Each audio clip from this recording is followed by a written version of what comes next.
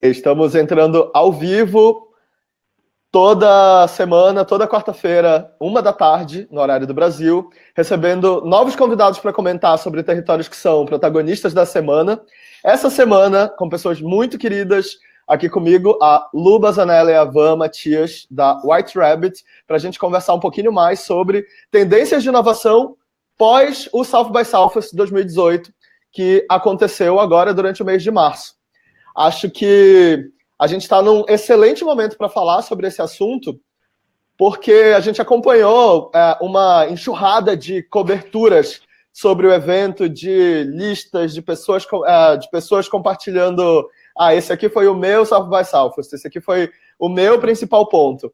E essas coberturas, elas trazem essa visão do evento a partir de um recorte do que faz sentido para aquela pessoa que estava acompanhando o evento, mas vocês propõem uma abordagem diferente, né? De não acompanhar o South by Southwest a partir de fazer uma cobertura do evento, mas sim de compreender o evento como uma curadoria, um momento de curadoria sobre o mercado de inovação. E eu queria que vocês se apresentassem para o pessoal por aqui e comentassem um pouco essa visão de curadoria diferente de cobertura que vocês têm sobre o evento. Vai, Van. Quem começa? Eu começo? Yes. Podia compartilhar na nossa página também, né, Lu? Mas vou então contar um pouquinho. A gente sempre fala que ninguém tem o mesmo festival, né? Tipo, quando a gente fala... Primeiro, eu acho que, para quem não sabe, vale a pena falar o que é o South by Southwest? Acho que esse grupo tá super na nossa página, acho que sim. Festival texano, acabou de acontecer, todo mundo só falou nisso, em todas as timelines.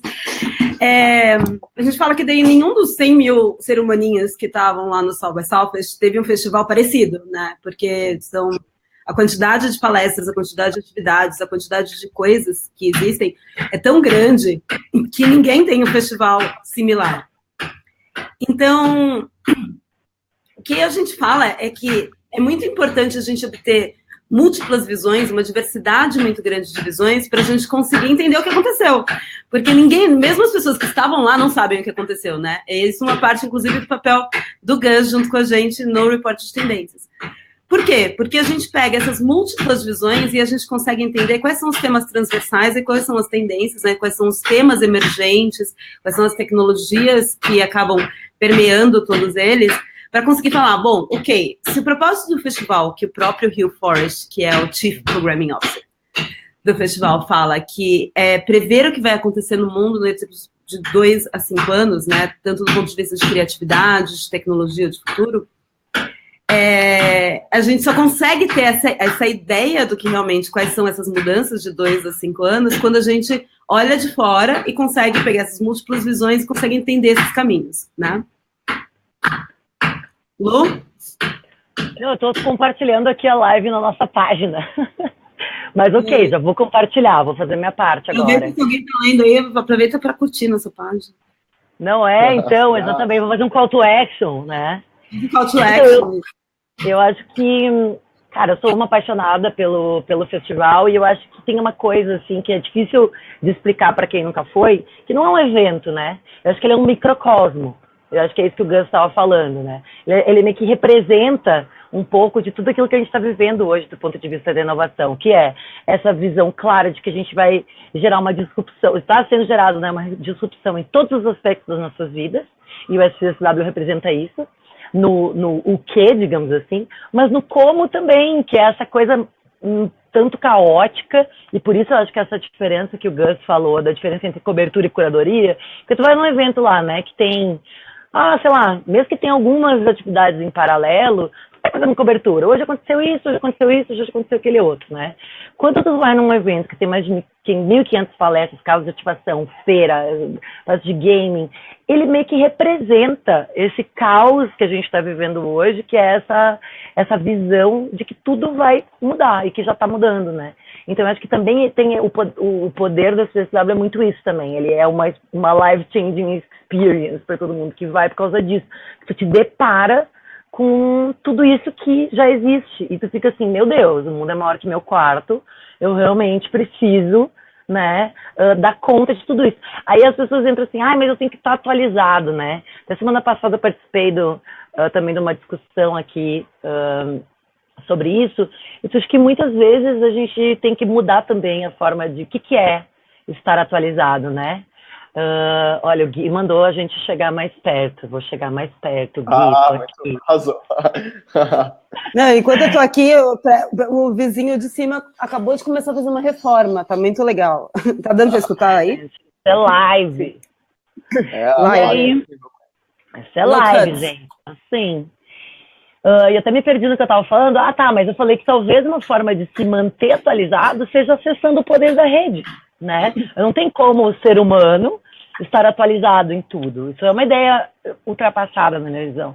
Eu acho que um pouco do trabalho que a gente tenta fazer é isso, é trabalhar em rede, porque talvez aquilo que eu não entenda sobre blockchain tem outras pessoas ou outras fontes que podem entender, né? Então eu acho que essa é uma visão uma forma que eu gosto muito de encarar esse trabalho e esse pós-SXSW, que fica todo mundo meio... A gente foi numa cliente hoje de manhã, Gus, que eu falei assim, como é que tá pós-SXSW? Ela falou, gente, eu fiquei uma semana, assim, aérea, parece que tava dentro de um aquário, sabe? Porque rola uma dificuldade mesmo de aterrar, né? Com toda a experiência daquilo que a gente vive lá, né? Exatamente, e eu acho que essa diferença maior, como esse microcosmo e o impacto de tudo isso que você comentou, é muito forte em como que esses assuntos eles transcendem o evento em si, né? São focos que a gente começa a perceber se reproduzindo na nossa realidade ao longo do ano como um todo no pós-evento, né? E faz com que a gente comece a olhar para esse tema, tendência, né? Pensando, tendência é para quem? Eu acho que a pergunta mais importante, né, nesse olhar de curadoria é com quem a gente está falando, né? Quando a gente compreende que é um mercado que está olhando, sim, cenários de futuro em muitos momentos, mas que está traduzindo para as empresas e para os tomadores de decisão o que eles têm que decidir no presente. Porque o que eles decidirem agora vai impactar a indústria deles nos próximos 2, 3, 5 anos, né? E eu acho que eu acho que quando a gente fala no trabalho, ele é tipo meio uma metralhadora. Quando a gente fala sobre tendência, existem várias formas de a gente analisar, né? Então, acho que é da forma mais comum, a gente pode fazer top-down, né? Indo desde megatrends para sinais, ou a gente pode ir de sinais e manifestações para o resto. O Salpai, ele é meio uma metralhadora de sinais, né? Você olha para um lado, olha para o outro, e tipo, em todo momento você está falando, olha, tô vendo aqui um negócio falando sobre Ethereum, tô ali vendo um negócio falando sobre influências. O que tem essas coisas, né? Uma coisa a ver com outra. Então, eu acho que esse sentimento até que a Lu falou de você ficar aéreo, é porque você tem uma fase, que é essa fase que a gente está passando agora, e a gente já faz isso, né, profissionalmente, que é essa fase da gente decodificar. A gente até brinca, eu e a Lu, quando a gente está falando, quando a gente precisa resolver uma coisa que a gente não está conseguindo, a gente fala, bom, deixa aí no córtex, deixa aí processando. E é meio isso, né? A gente está numa fase que a gente precisa processar esses sinais para a gente olhar de fora e falar o que é, né? O que é que o blockchain versus os influenciadores, versus, né, tem em comum? A gente está vendo um movimento grande de inversão de poder. Só para um exemplo, quando a gente fala de sinais versus a tendência, né? Qual que é essa diferença?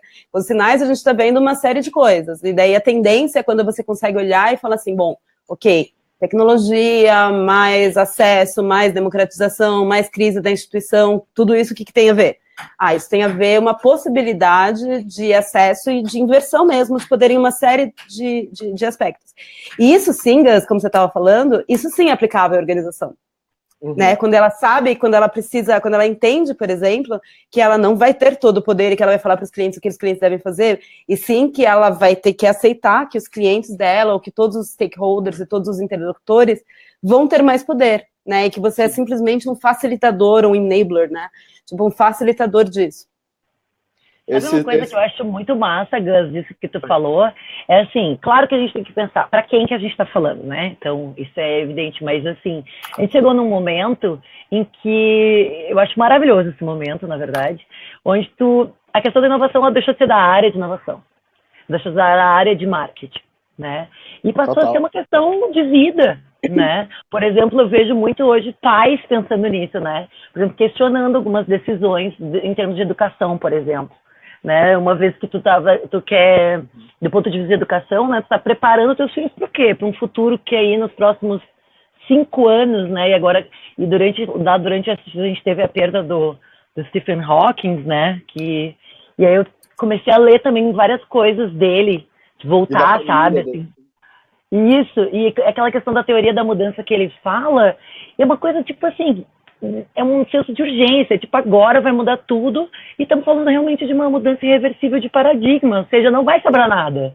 E eu acho que a gente chegou num momento onde a gente consegue falar isso, e, claro, né, daí tem gente que vai se apavorar, tem gente que vai se sentir excluído disso. E eu acho até legal essa conversa, né? Sim. Eu acho legal comentar também, assim, tipo, quando você falou, Gus, desse negócio assim, para quem que é que, por que o South by Southwest cresceu tanto, né? Por que a gente não falava tanto dele há 3 anos atrás e, de repente, bum? Porque a gente sempre tentou buscar essa atualização dentro das nossas próprias verticais, dentro dos nossos próprios setores. A gente falou, quero saber o máximo que vai acontecer na comunicação.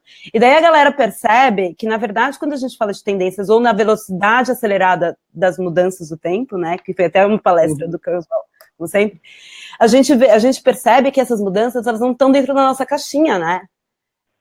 Não é dentro da caixinha da comunicação. Por isso que o festival, por ser um festival de convergência, então a gente tem o festival de filme, o festival de música, o festival, né, a gente fala muito sobre tecnologia, fala muito sobre futuro, mas também fala muito sobre impacto positivo, diversidade, uma série de outras coisas, porque todas essas coisas, elas não estão dentro da nossa caixinha, né? Ele é um festival muito mais de convergência e de criatividade. E nesse mundo que a gente vive, a gente vê que as mudanças, elas se cruzam, né, por todo o tempo. E é por isso, na minha opinião, na minha singela opinião, que eu acho que rolou esse boom do festival, né? Quer dizer, o boom aconteceu, isso não é opinião, isso é fato.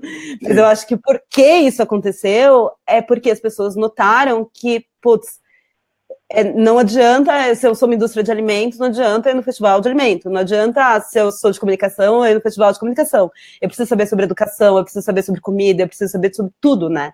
Sim. Acho que é isso. O que eu acho que se conecta muito entrando com um dos aprendizados da edição 2018 do evento, a mensagem da MWeb da gente buscar cada vez mais a conexão entre essas diferentes tendências, ao invés de seguir uma tendência individual, né? Quando a gente olha para a tendência individualmente ou para um assunto individualmente, a gente está ignorando o impacto massivo e crítico que cada um desses contextos, seja uma tecnologia ou um comportamento emergente, vai ter no mundo como um todo, né? A gente pode estar falando de algo que envolve a área de saúde, mas que vai impactar o marketing. Um assunto de tecnologia, mas que vai impactar a periferia. Então, esse cruzamento é cada vez mais importante como olhar de análise desse tipo de aprendizado, né? Pois é, isso eu acho tão legal, porque meio que, assim, do ponto de vista de relacionamento, isso a gente ouve também bastante, né? Que a experiência lá, e mesmo depois, né, quem não foi e tal, a gente tem vários encontros agora após, não deixa de ser uma comunidade de pessoas, essa bandeira SXSW, acaba sendo uma coisa assim, que meio que uma bandeira para quem embaixo disso quer se conectar com as mudanças, Sim. com a inovação, né? Então, assim, é meio que uma desculpa, entre aspas, né? Independente da pessoa ter participado ou não do evento. Agora, quem participa também tem uma coisa que tem uma experiência muito impactante do ponto de vista de conhecer essas pessoas, porque talvez há um tempo atrás o paradigma é justamente esse. Tu acabava convivendo só com gente do teu segmento, né? Ou gente que trabalhava meio... E hoje a gente tem uma clareza de que a gente precisa estourar a nossa bolha, né? E eu acho que esse, aliás, é um dos principais temas lá, essa visão algorítmica da vida, né? Que, na verdade, o algoritmo só... ele representa e ele acaba refletindo uma coisa que a gente vive na nossa vida, né? A gente acaba convivendo com pessoas só parecidas com a gente. Então a gente olha nisso e diz, gente, mas espera aí, não pode ser assim, porque se eu quero fazer a diferença nesse novo mundo, que eu nem sei como que vai ser, eu vou ter que aprender a ter mais empatia. Eu acho que a empatia foi, assim, a palavra, né? Vai ser muito engraçado eu ir num festival de tecnologia e voltar falando de empatia, né? Então, isso é uma coisa maravilhosa também, acho. Acho que é uma maturidade, sabe? Sim, exatamente. A gente tá chegando fase 2 do game, assim, sabe? Parar de ficar tão deslumbrado. Veja, temos aqui uma tecnologia que faz tal coisa. Legal, isso é importante, mas para quê? Para quem? Com que impacto? Né? O que essa tecnologia está trazendo? Quem faz? Né? Então, assim, essa questão foi muito relevante do ponto de vista, com toda essa discussão que a gente está vendo aí com o Facebook, né? De responsabilidade mesmo, né? Eu acho que essa questão da empatia, como você comentou, dentro dessa visão macro do festival, acho que amadurecimento é total a abordagem, porque se antes as empresas olhavam empatia como não basta você dizer que você é bonzinho, você tem que praticar o bem, que era aquela visão do dizer ser menor do que fazer, né? Você tem que trazer para a prática. Hoje a gente já superou e está vivendo uma realidade de ou você faz porque você acredita, ou você faz porque você por business, porque se o seu negócio não tiver conectado à diversidade, à representatividade, a esse novo paradigma de relações, a impacto positivo, impacto social, as pessoas não vão consumir a tua marca, não vão se relacionar com a tua categoria, né? Porque as pessoas consomem por causa, né? E o mais legal é o tempo que se demorou. Vocês já perceberam? Quando a gente tinha cliente, tipo, 2, 3 anos atrás, e a galera assim, não, mas isso é outra coisa, isso é ONG, aqui, tipo, hoje, tipo, você vai a pessoa falar, não, é isso mesmo, a gente ainda não implementou, mas a gente tá caminhando, assim, tipo, rolou um entendimento muito rápido sobre essa necessidade, né? Hoje, se você vai numa empresa e fala assim, nosso objetivo final é ter lucro, e não o entendimento do lucro como objetivo, como essencial para a concretização do seu propósito corporativo, né? Hoje já é um conceito amplamente discutido, né? Não é aquele negócio assim, isso é para startups. Isso é para empresas modernetes. E, tipo, isso é a galera de banco, isso é a galera de retail, isso é a galera de varejão, falando, vamos. Isso é muito legal, eu acho.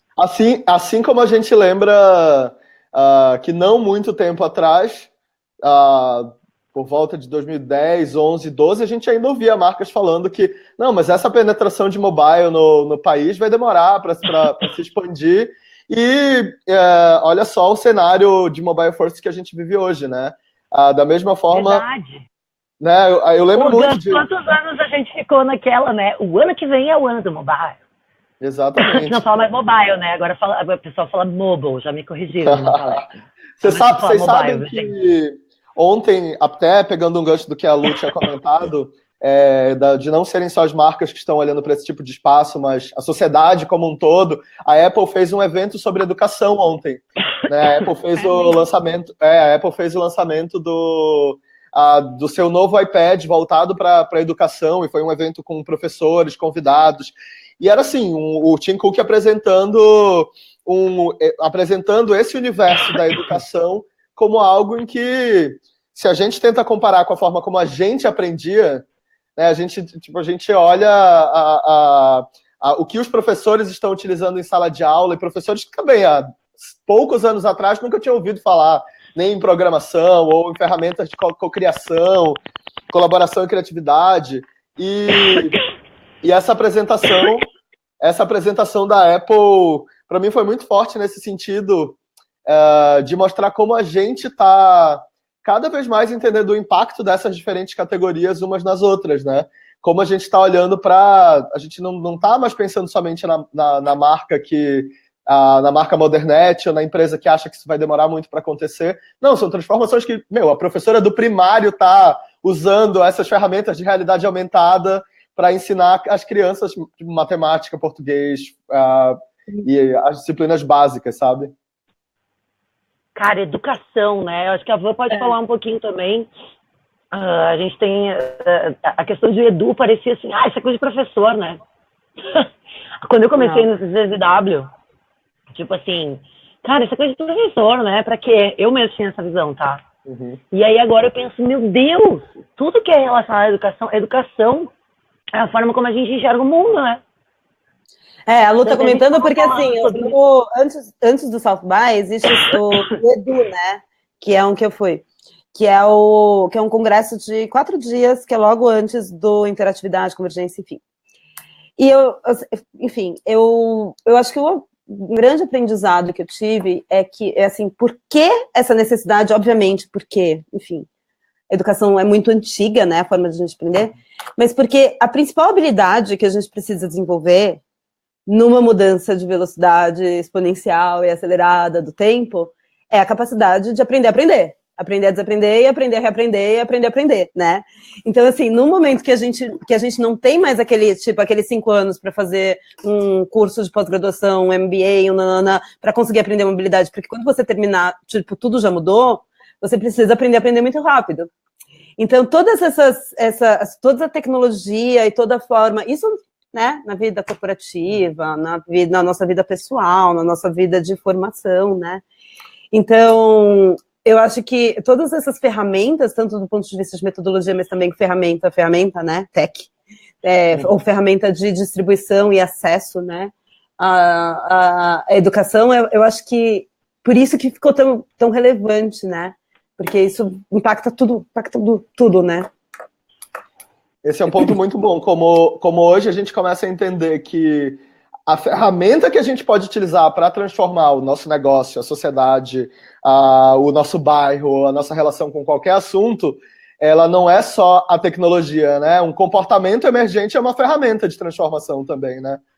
A principal é o modelo mental, né? Tipo, é esse modelo mental de a gente até sair de um pedestal, de a gente achar que a gente é especialista, que a gente achar que a gente é alguém na vida aí que super entende de um assunto, porque no momento que você se colocar nesse patamar, quando você vai...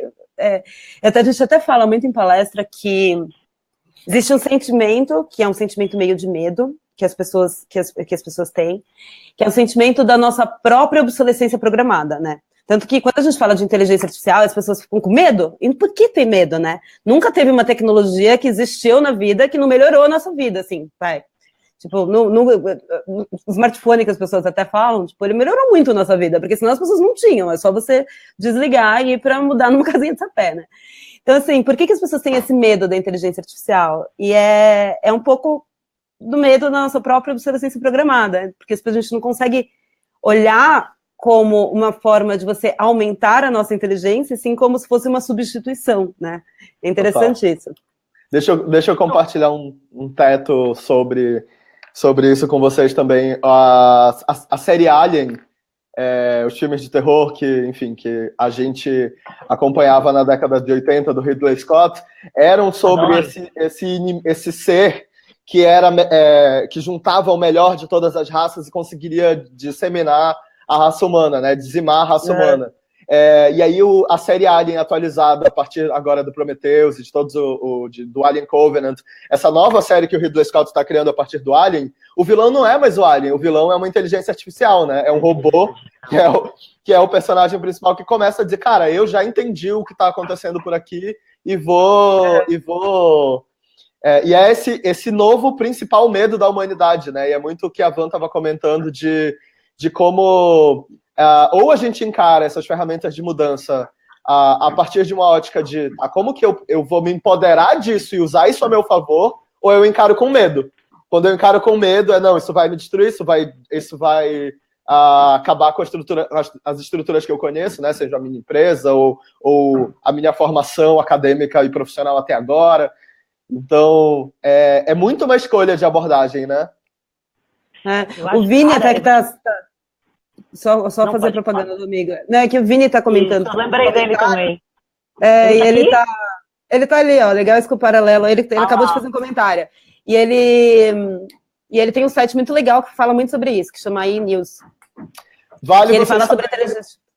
Vale vocês saberem, a Lu comentou sobre bias, viés cognitivo, né? Inteligência artificial, filtros bolha. Esse vai ser o tema da nossa live da semana que vem. E o Vini é um dos convidados do nosso papo da semana que vem. Então, olha só, tá todo mundo aí conectado.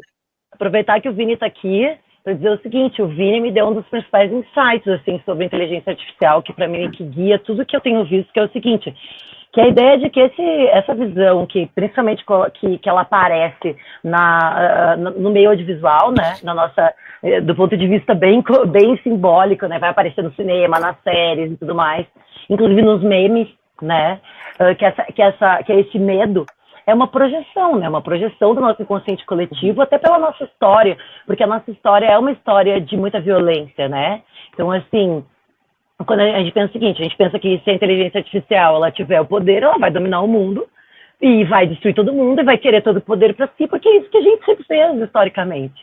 E aí, esses dias eu também fiquei pensando muito, sabe? Uma coisa assim, mudando um pouco de assunto, mas no mesmo assunto, do porquê que o Elon Musk representa tanto, e foi uma comoção tão grande ele estar lá, tipo, tava uma coisa assim, meio que, ele não vai estar aqui, então parece que, né, tinha um buraco, assim, Elon Musk não está na CCW desse ano, né, sendo que ele foi, que eu me lembro, uma vez, né, não é assim como ele sempre foi, ele não é um Bruce Sterling, que é uma figurinha tarimbada, mas, tipo, parecia que tava faltando alguma coisa, ele não tá lá, e aí quando ele apareceu, foi aquela comoção generalizada, e eu fiquei pensando, fora o fato dele parecer um super-herói, né, ele tem até, assim, rosto de Superman, ele super poderia estrelar o Superman moderno, né? Fora isso, eu acho que ele representa esse movimento, que é o seguinte, que diz assim, gente, deixa eu só falar uma coisa, nós estamos fazendo a inteligência artificial. Então, se a gente optar por fazer uma coisa diferente, se a gente se unir e se comprometer a corrigir esses bias, todo o viés, que é o nosso viés, né? A inteligência artificial, ela mimetiza o nosso comportamento ainda é muito violento, é racista, é xenófobo, é misógino. Então, o que acontece? Tem N experiências aí que já comprovaram isso. E o Elon Musk vem e diz, beleza, gente, mas como nós estamos fazendo, vamos fazer diferente, então? O que vocês acham? Sabe? E aí, por isso que eu acho que ele representa esse Superman da inovação, assim, também, né? Porque, evidente, eu acho que tem um espírito muito fazedor, assim, e tipo, né? Vamos combinar que você... Eu até achei legal um quote dele, né? Eu saí correndo para ver a apresentação dele, eu confesso. E ele falou uma coisa que eu achei muito legal. Ele estava contando, sabe a The Boring Company, que é a última empresa dele? Que ele falou que ele passa 2% do tempo, mas é 20% dos tweets dele, porque afinal de contas a empresa chama The Boring Company. Mas não é um quote, tipo, incrível, tá? Mas é que eu preciso falar porque pra mim marcou, que eu achei legal. Ele falou assim, as pessoas sempre me perguntam quais oportunidades de negócio que vocês veem. E eu sempre falei, túneis. Alguém pode, por favor, construir túneis? E ele ficou falando durante 4, 5 anos, gente, e daí ele, in steel, no tunnels, tipo, ninguém foi lá, ninguém fez, ele falou, tá bom, ok, eu vou lá, eu vou fazer os túneis. Tipo, apesar de eu ter a Tesla, apesar de eu ter SpaceX, apesar de eu ter... Tipo, deixa eu fazer, tipo, túneis que interconectem o planeta, porque afinal de contas eu não tô fazendo nada, né? Eu achei que eu ia fazer na White Rabbit também, fazer túneis, o que tu acha? Fazer túneis. A gente tem túneis de toca para toca. Vocês sabem, né? Olha, eu tô super na referência dos filmes e das séries hoje. Com você comentando esse coach do Elon Musk, eu lembrei do meu filme do Harry Potter preferido, que é O Prisioneiro de Azkaban, que tem viagem no tempo, né?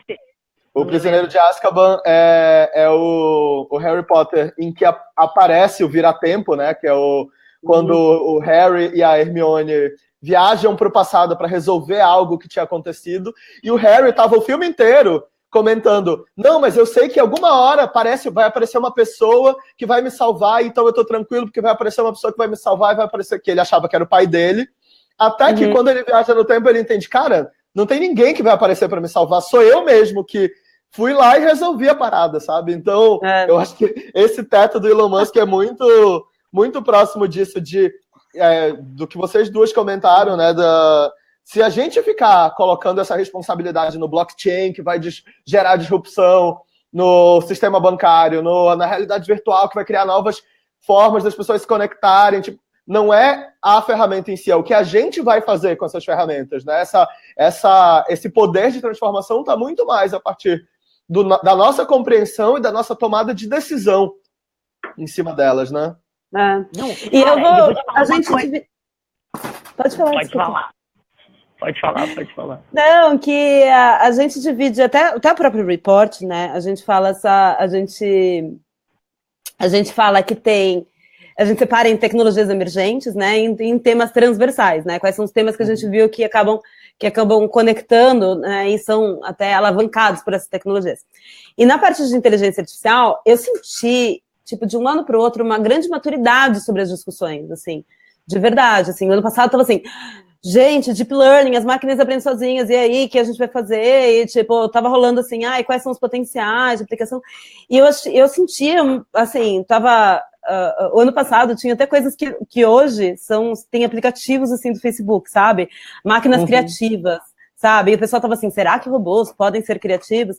E esse ano a gente já entende que existe uma originalidade, existe, tipo, grandes aplicações para inteligência artificial, um monte já sendo utilizada, assim, do ponto de vista prático, e eu acho que, assim, antes eles falavam muito sobre, assim, como que nós vamos regular? E aqui está falando assim, como que nós vamos utilizar, assim, não no sentido de parar, mas como que nós vamos redirecionar, né, esses esforços e todo esse potencial que a inteligência artificial tem para o bem. O próprio Elon Musk estava falando sobre isso. Ele falou assim, cara, que ele trabalha com isso, ele tem acesso à maior quantidade, os maiores recursos de inteligência artificial do mundo. Ele falou, eu estava surpreso, porque assim, que um negócio que demorou 5 anos, ele próprio aprendeu em 5 meses, e a outra inteligência artificial demorou 5 horas para aprender, né? Ele estava falando lá dos jogos daquele Go, né? Acho que é esse o nome. E ele estava falando, olha, eu tive muita surpresa quando eu vi o que uma inteligência artificial consegue fazer. Então, até por isso que ele é super fã da ideia do BI, né? Do Universal Basic Income, porque ele fala, bom, com isso, existe uma responsabilidade nossa de saber. Não é assim, será que as máquinas vão roubar nossos empregos? Legal, porque afinal de contas, tipo, se você realmente gosta de ficar imputando coisa no Excel o dia inteiro, tipo, não é um bom trabalho, né? Que bom que a inteligência artificial vai conseguir fazer isso para você.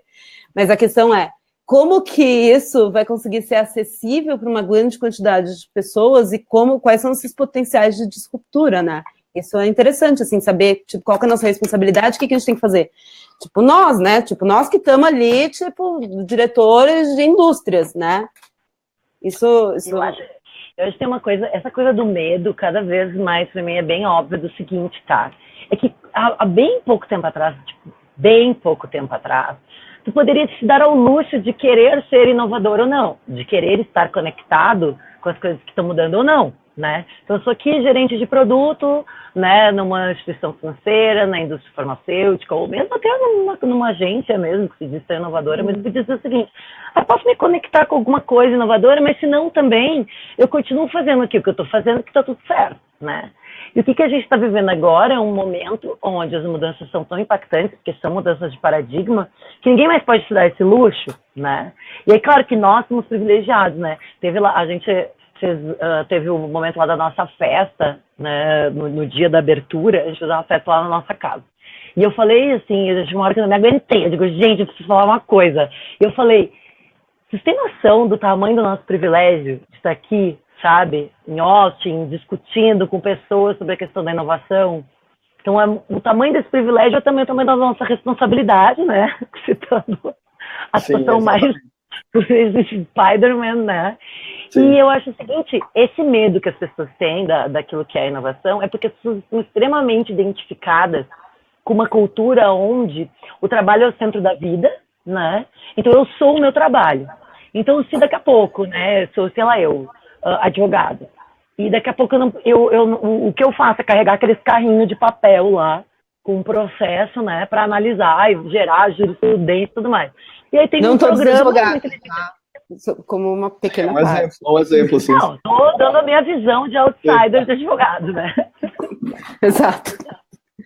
Mas assim, falando assim, daqui a pouco é o seguinte... O primeiro processo do White Rabbit vai ser gerado pelo live de Luciana Bazanello. Vai falar logo, vai falar de quem? Dos advogados, né? Exatamente, dos advogados. Vamos trocar a profissão? Médico, você vai falar... Vamos, pode ser médico. Pode ser saúde médico, tá de boa, né? Aí, saúde tá de boa.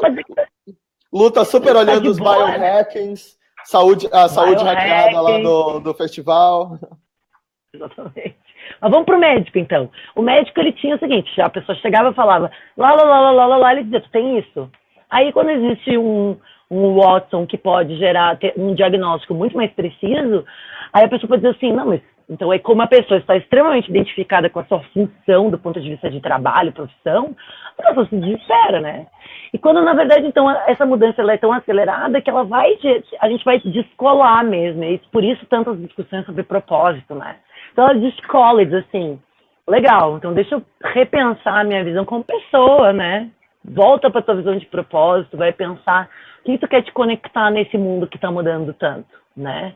E vai ressignificar todas as profissões, né? Inclusive, eu acredito, né, que vai ressignificar essa ideia de que o trabalho é o centro da vida. Essa coisa de tu dizer que tu é a tua profissão, né? Então, isso é uma coisa que também acredito que vai ser uma ideia daqui a bem pouco tempo ultrapassada, né? E é essa crise que a gente está vivendo agora, né? A gente não sabe quem a gente é. Se a gente não tem lá um cartão, uma empresa, né, um nominho ali, ou por exemplo, hoje eu já não me considero mais uma publicitária, sabe? Que foi a minha formação da faculdade. Então fica um negócio assim, sabe? E aí? Rola uma crise existencial. Você sabe que dentro dessas mudanças que você comentou, até tentando fazer algumas associações com falas do South by Southwest, a primeira coisa que eu lembrei do que você estava comentando agora, Lu, foi o repórter apresentado pela Fjord falando sobre ética e esse backlash das grandes tecnologias, né? Botei na tela aqui para quem quiser procurar mais. Né? Então a gente jogou um monte de tecnologia emergente. Agora a gente está amadurecendo essa discussão para pensar, e aí, mas qual é o impacto de tudo isso, né? Que a Fjord trouxe de uma forma super, super legal. O John Maeda, no seu Design in Tech Report, apresentado maravilhosamente todos os anos, né? Ele trouxe a visão do design inclusivo, e aí acho que é justamente trazer para o processo esse privilégio que a Lu falou, né? E entender, opa, a gente está discutindo esses assuntos e lidando com essas ferramentas porque a gente tem o privilégio de tanto do acesso, seja a ferramenta ou ao conhecimento de como aplicá-la. Então, a gente precisa incluir nos nossos processos essa visão de quais são os olhares, as pessoas, as realidades que não estão sendo consideradas nesse momento, né? Então, o design inclusivo do John Maeda, para mim, é super forte dentro desse ponto que você trouxe agora. E aí eu falei do Ethics and the Big Tech Backlash. E nesse último ponto que você comentou agora, me fez lembrar também do próprio... Aqui na tela. Me fez lembrar também como se a gente estava vendo muito assunto que era da ficção, tipo o Elon Musk, que parece um super-herói, saindo da ficção para a realidade, a gente começa a ver o cenário contrário também, né? A realidade inspirando, sejam ativações de marca que trazem cenários fictícios, né? A própria ativação de Westworld da HBO, que foi super comentada, ou as ações de realidade virtual para lançar o Ready Player One, que está na minha agenda. Gente, tem 3 anos que esse filme está na minha agenda, ele estreia esse fim de semana. Assistam, por favor. Sério? Então, sério. Eu sou fã do livro nesse nível. Eu obriguei todos os amigos a lerem. O Gus é viajante do tempo, né? Você tem que entender que, o quanto que se conecta. Ele é meio geek, né? Olha essa camiseta aí. Não, nossa. É bem o que a Van falou, não enxergar esses assuntos como trabalho, né? São assuntos que é o que eu consumo, é o que a gente consome no dia a dia, né? Botei aqui o Ready Player One para vocês. Estreia esse fim de semana, e de novo, né? A ficção inspira a realidade, a realidade inspira a ficção, e esse processo de design fiction e design fact, né? A gente está a ficção, a gente não está mais criando só cenários fictícios, a gente está conseguindo, assim como o Elon Musk com os túneis, qualquer coisa que a gente vislumbre hoje, com as ferramentas e com a visão certa, a gente consegue trazer para a prática, né? E o festival, ele é muito sobre trazer para a prática. Gus, e eu acho que é o seguinte, tem uma coisa que eu também acho que a gente tem que falar, que é a questão do Brasil, né? Que, de novo, foi uma comitiva recorde, sabe? E cada vez mais virando essa massa crítica. E, assim, uma das coisas que para mim foi mais impactante lá foi conhecer o Condzilla, né? Então, assim, que pessoa, o Condzilla, gente, eu não sei explicar, assim, para vocês, que é uma pessoa realmente, assim, ter uma consciência, sabe, do papel que ele está representando ali, né, e entender que ele está, assim, numa batalha simbólica de representar a favela, ele chama de favela, esse negócio de falar comunidade. É coisa de gourmet, né, comunidade é favela, eu venho da favela, então eu posso falar, essa é a nossa voz, assim que eu falo, né, então, assim, e eu, cara, o terceiro maior youtuber do mundo, sabe, e falando em português, né, vamos lembrar. Exatamente, né? exatamente. Falando em português.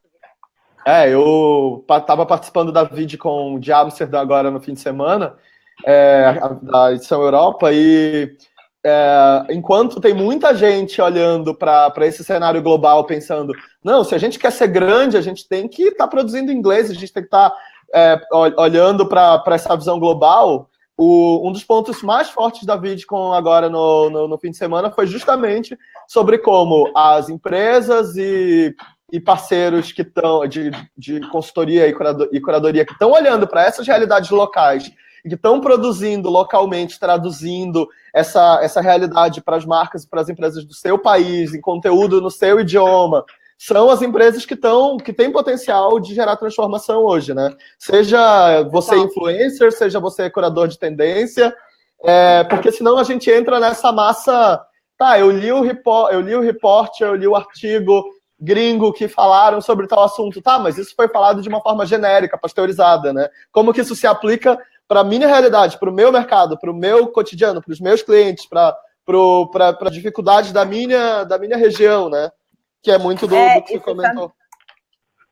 E você sabe que quando a gente estava falando no começo de inversão de poder, isso tem muito a ver, né? Desde o ano passado, a gente já estava falando no Trends Report de 2017, a gente falou muito sobre fora do eixo, né? Sobre olhares fora do eixo. E esse ano, acho que teve até mais, assim, tipo, a China explodiu nesse festival. Assim, a China, tipo, honestamente, eu não lembro de tanta coisa deles no ano passado. E, assim, todo mundo falava sobre isso. Assim, não que a presença da China foi grande, tá? Tipo, da delegação chinesa. Acho que não, né? Mas em termos de todos os palestrantes, dando exemplos e falando de como, das revoluções tecnológicas, de como que comportamentos já estão extremamente assentados lá, né? E qual que é o potencial de realmente inversão de poder mundial, assim, né? Muito mais distribuído do que numa fase da Guerra Fria, né? Muito mais distribuído do que numa fase, tipo, Estados Unidos, Rússia, mas ainda assim, a gente veja como isso impacta o nosso dia a dia, né? Nossa economia. Isso é um novo mundo, né? Esse novo mundo do blockchain, da realidade virtual, da inteligência artificial, da empatia, né? Também é um mundo que vai deixar de ser United States First, Make America First. Né? Exato. Eu acho que, assim, é uma coisa que para nós é até estranho, assim, que a gente ainda é muito, né, pautado pela cultura americana. Eu, particularmente, ultimamente, tenho, assim, até enchido o saco, sabe, de séries, assim, pô, a gente sabe aquela coisa de high school, não sei o que, toda aquela cultura americana que a gente a vida inteira ouviu, sabe, daqui a pouco eu fiquei, cara, eu quero falar das coisas que são nossas, né, e eu acho que o Gus falou uma coisa que é isso mesmo, como que a gente consegue refletir isso, né? E a gente tem esse poder aqui, porque o Brasil realmente tem essa massa crítica de innovators, como eles chamam lá no SDSW, né? Pessoas que estão aí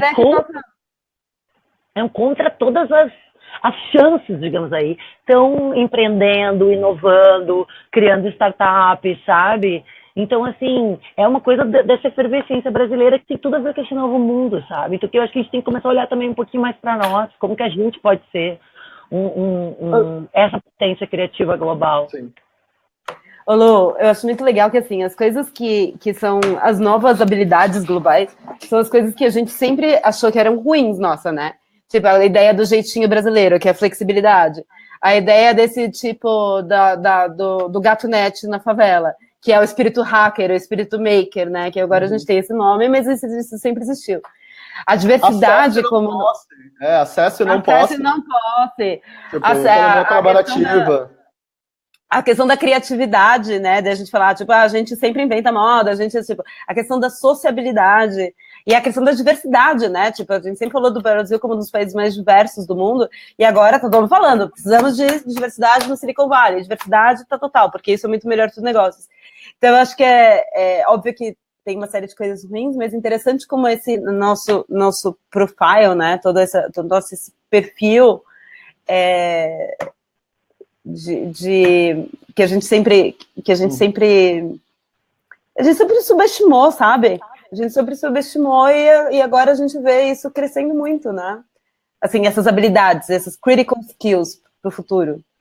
Sim, e eu acho que esse é total o foco desse encontro e desse experimento da gente estar conversando toda quarta-feira com diferentes protagonistas que estão transformando de alguma forma, que estão compreendendo e colocando em prática de alguma forma esse espírito do tempo dentro da nossa realidade, né, do nosso país. Assim, a gente tem muita... É muito bom esse título, é muito bom esse conceito, Gus. É muito legal. Eu gosto também.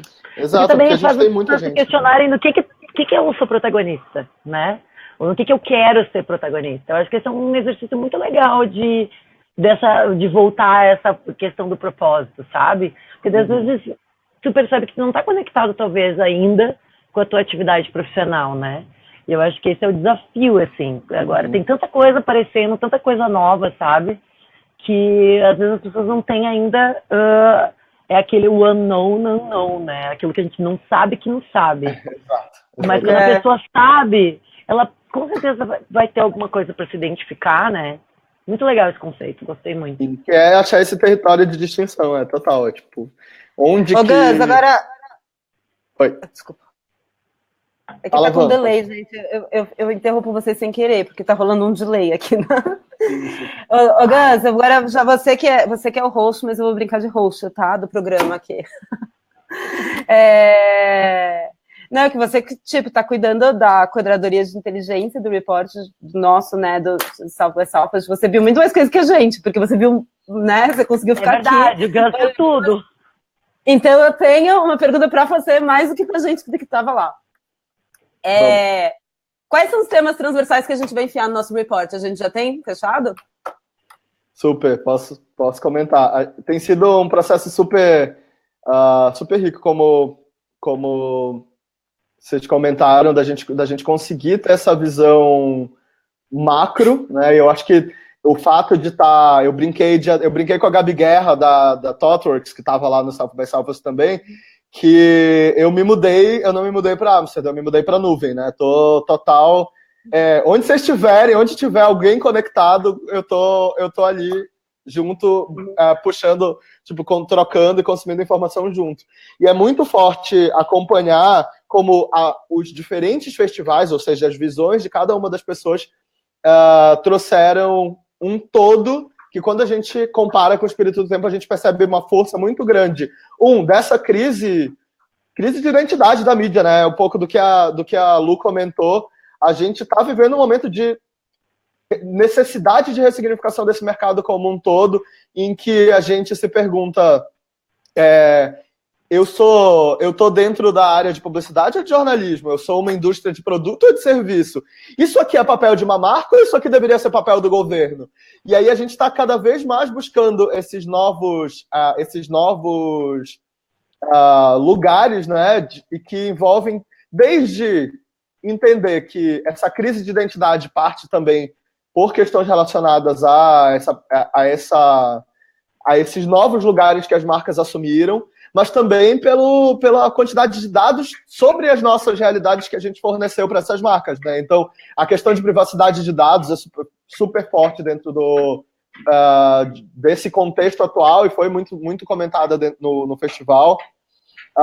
O cenário da China, que essa descentralização, né, que a Lu estava comentando há pouco, né, a presença da China, inclusive, foi super marcante no festival, o que mostra tanto a descentralização como uma contratendência, porque faz a gente começar a pensar, opa, mas olha só como a China lida com todo esse cenário de comportamento de tecnologia que é completamente diferente do nosso, do Ocidente, né?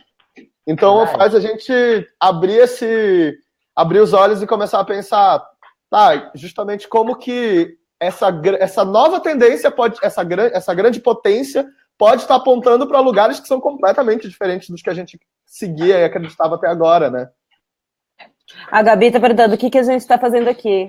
A gente tem que responder perguntas, né, também. A gente tem que responder. A gente está tomando chimarrão, Gabi.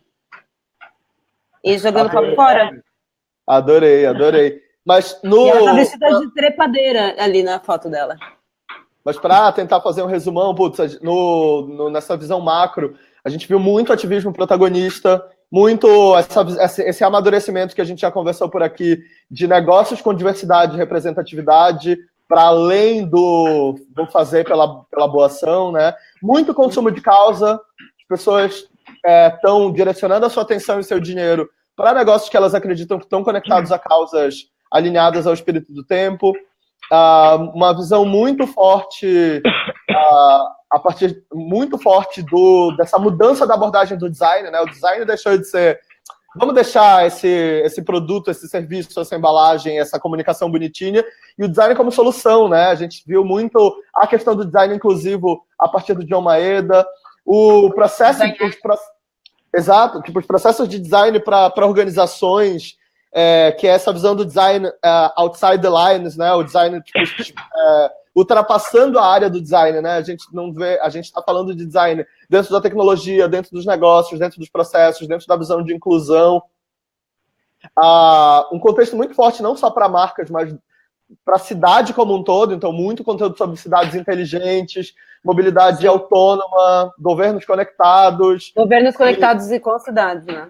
Exato, exatamente. E até o próximo passo disso, né? A gente não está mais falando a presença do Elon Musk, mostrando como a gente não está falando mais só sobre essa cidade, as cidades atuais, mas a gente está falando do que a gente vai construir como malha viária embaixo das cidades atuais, que a gente vai viajar para cima das cidades atuais, colonizando o espaço.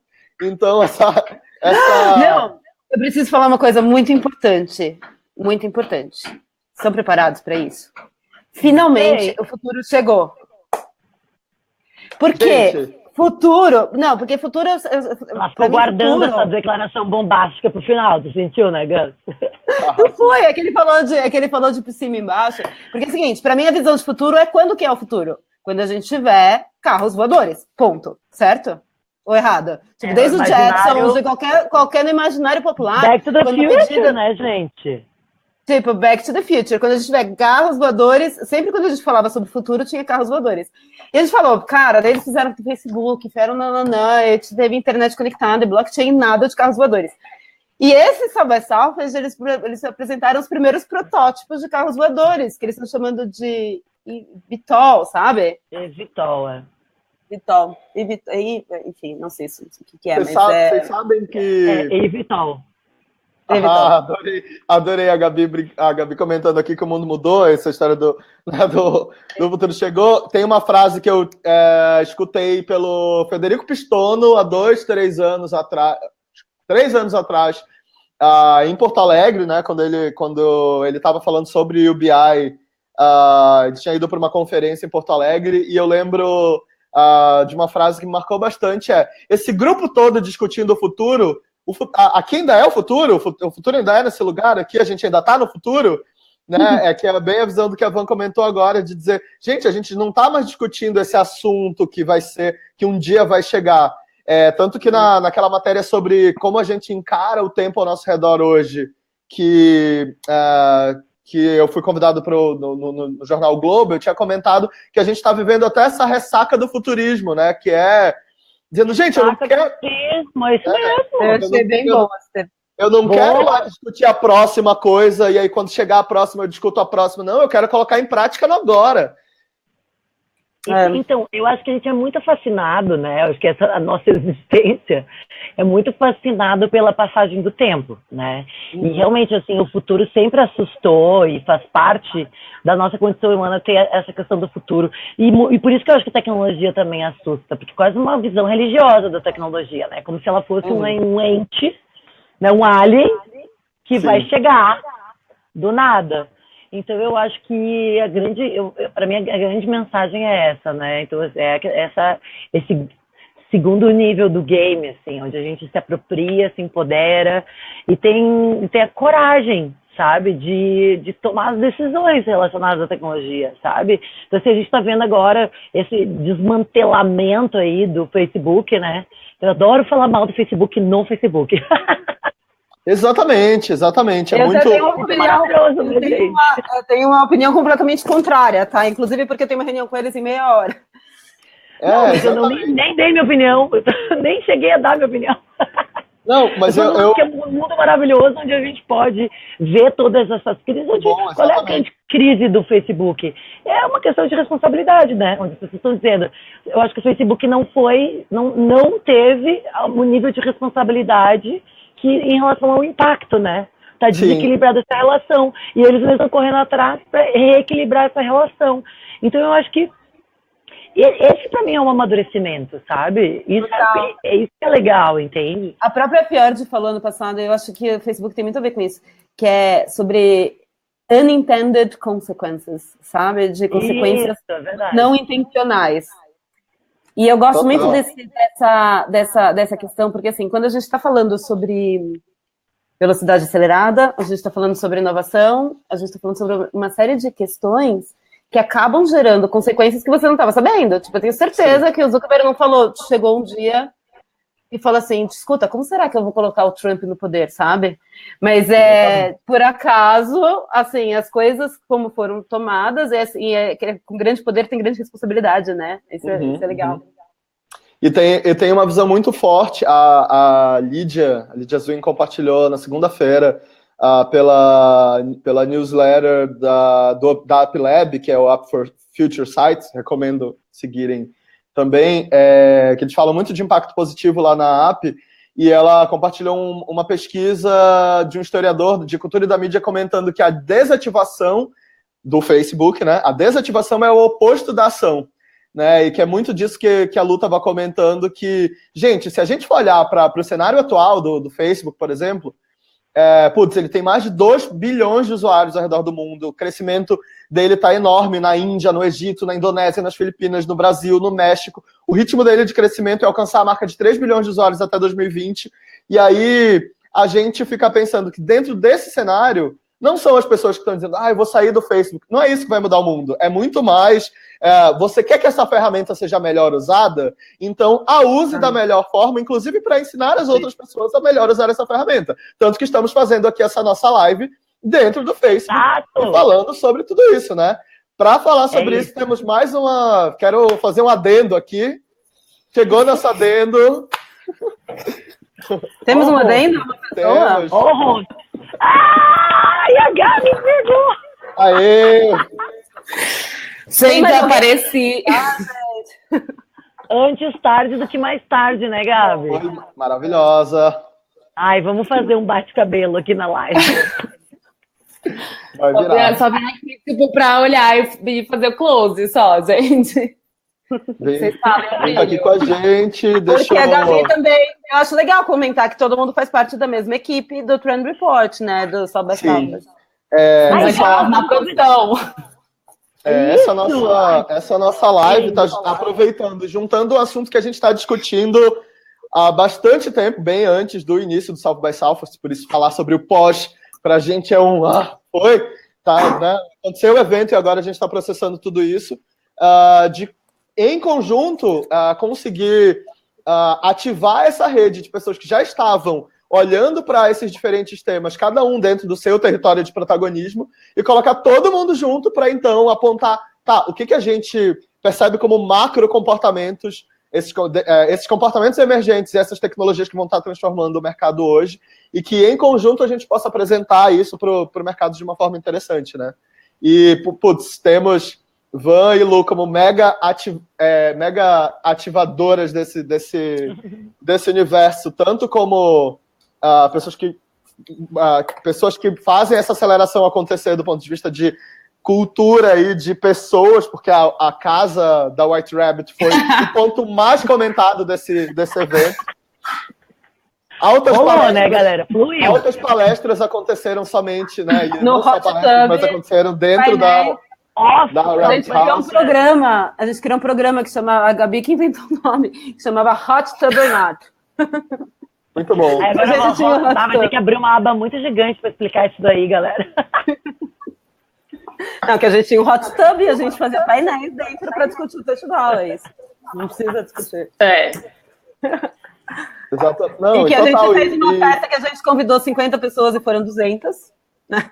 Não, a gente abriu uma balada, a gente não fez uma festa. A gente abriu uma balada ilegal em Austin e superlotamos ela no mesmo dia. Superlotamos. Que é muito, muito legal acompanhar também como tudo isso aconteceu. Putz, tinham uma comitiva de 77 empresas diferentes, de empresas brasileiras que estavam em rede dentro do evento junto com a Apex, né? E vocês estavam gerando essa conexão desse cenário de inovação e dos nomes que estavam no festival com nomes do Brasil. Então, foi muito legal acompanhar por aqui esse cruzamento, ideias e pensadores, não só dentro desse cenário mainstream da programação do evento, mas os nossos pensadores e as ideias dos brasileiros que estavam no evento, né? Foi sensacional. Vou te falar o seguinte, Gus, eu tenho um pequeno prazer particular, que é o seguinte, é ver a cara de besta dos gringos com os brasileiros. Eu amo essa parte, né? Que é assim, que é colocar quando vê, e é bem isso mesmo, pensadores, empreendedores, gente, executivos, painelistas, a galera do Brasil que estava lá agitando, né? Então, assim, quando a gente coloca os influenciadores e gente dos gringos para conversar, eles não acreditam, né? Por quê? Porque tem ainda um olhar condescendente sobre o Brasil, né? Uhum. Assim, eles têm meio que um dozinho, vem um brasileirinho aqui. E na verdade não, né?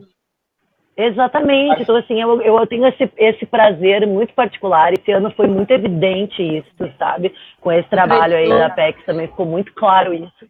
Vou falar, no trade show eu olhava e falava assim, melhor stand de país e melhor representação de uma delegação aqui do Brasil. De verdade. Não, concordo. Não, e melhor portfólio, assim, sabe? Tava parrudo, não tava, assim, as pessoas numa mesinha mostrando cartão, sabe? Tava realmente... o portfólio era muito variado das empresas que estavam no trade show. E as pessoas estavam realmente gerando negócio lá, sabe? Não tava for show, sabe? Eu achei muito legal. E realmente teve todo... Tava super robusto o projeto e dava pra ver, sabe? Assim, era até... Enfim, era até meio... Tinha um pouco de dó dos concorrentes. Mas e não só isso. Não só no Trade Show foi um show à parte, mesmo a participação da Apex mostrou, enfim, como a Apex tá lá pra vender a marca Brasil... a gente foi muito bem representado, mas não só nisso, como também nos painéis dos brasileiros. Eu acho que as pessoas, enfim, elas estavam esperando um outro nível de conteúdo e elas ficaram muito impressionadas, né? Fora que a gente toma Austin, assim, um pouco. Então, tudo fica meio banhado de verde e amarelo. Lineker, já tem 1.000 brasileiros. Cada brasileiro equivale ao som de 5 americanos. Exato. E andamos em bando. Tudo em bando, gente. Tudo em bando, adoro. Sensacional. E aproveitando que a gente levantou toda essa bola, enfim, desse projeto, dos aprendizados que a gente teve ativando essa rede e processando, não só a partir do evento, mas agora a partir de como tudo isso se aplica, né, no mercado e na sociedade como um todo, vale vocês comentarem da data do evento que vai ser apresentado em São Paulo, as conclusões desse projeto, desse trabalho, para a gente também poder comentar com as pessoas que estão assistindo aqui em que outros espaços a gente consegue continuar essa conversa. Que a ideia é que esse espaço seja só o início, né? Não seja um momento fechado, enfim, sobre esse assunto, mas que a gente possa juntar esse grupo que está acompanhando aqui na live e continuar trocando com todo esse grupo. Então, comentem um pouquinho onde que essa conversa continua. Então, eu acho que para comentar, acho que a gente podia falar rapidinho o que é esse report, né? Esse é um report que a gente já faz há um tempo. E a gente... esse ano ficou bem mais robusto, né? Então, assim, a Gabi estava cuidando de 33 pessoinhas que eram nossos olheiros, curadores que estavam ali. E a gente falou assim, Gabi, vão ser uns 10, 12. Daí, quando ela viu, tinha 33.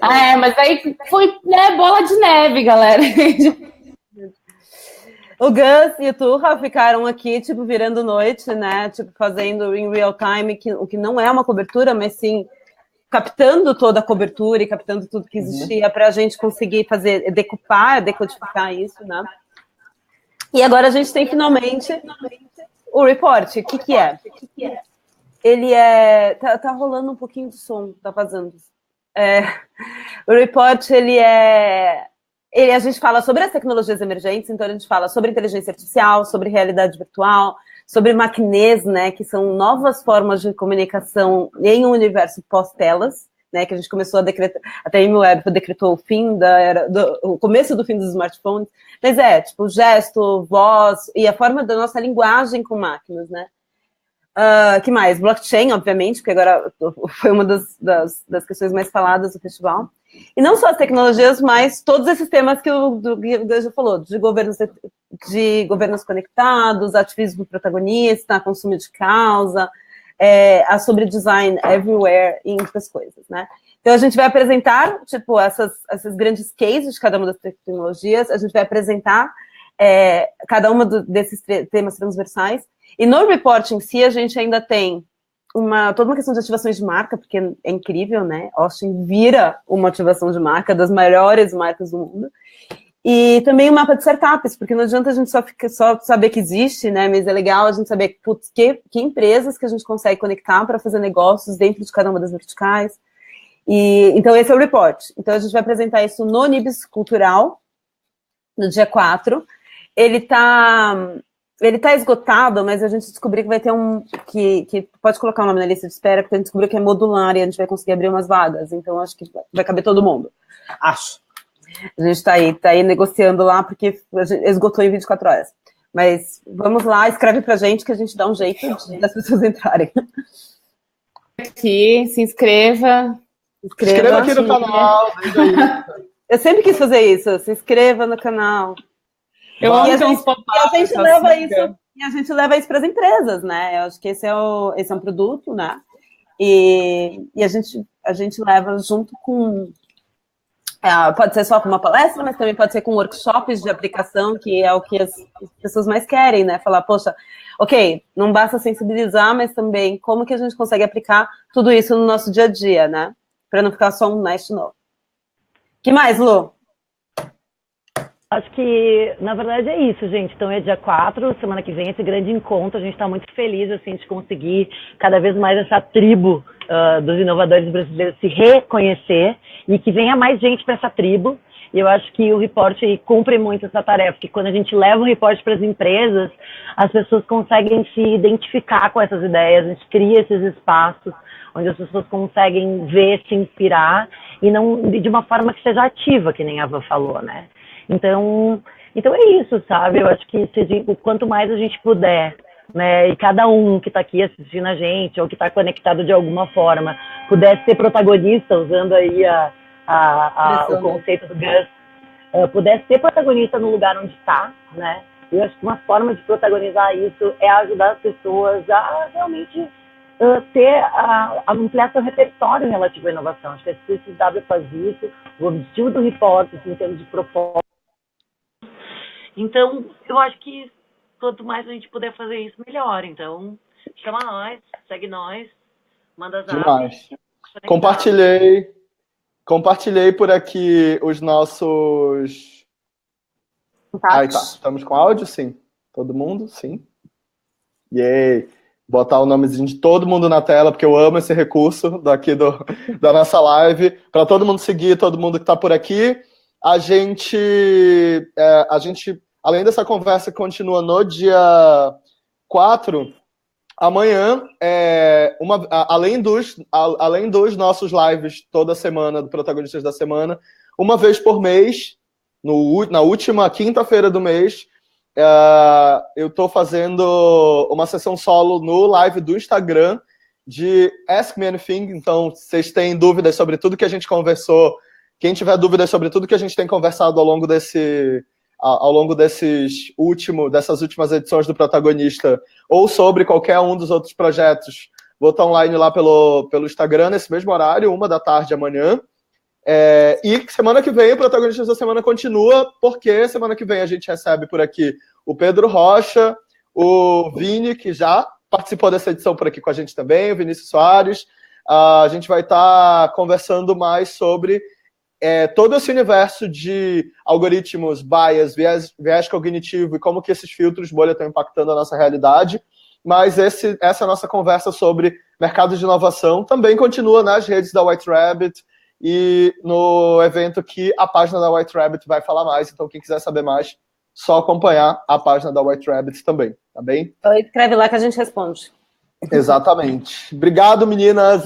Que bom que a gente tava todo mundo juntinho por aqui. Beijos.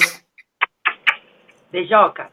Para quem está assistindo a gente se vê quinta-feira, amanhã, no Instagram, e semana que vem de novo aqui no Protagonistas da Semana. Beijo. Beijos. Beijo.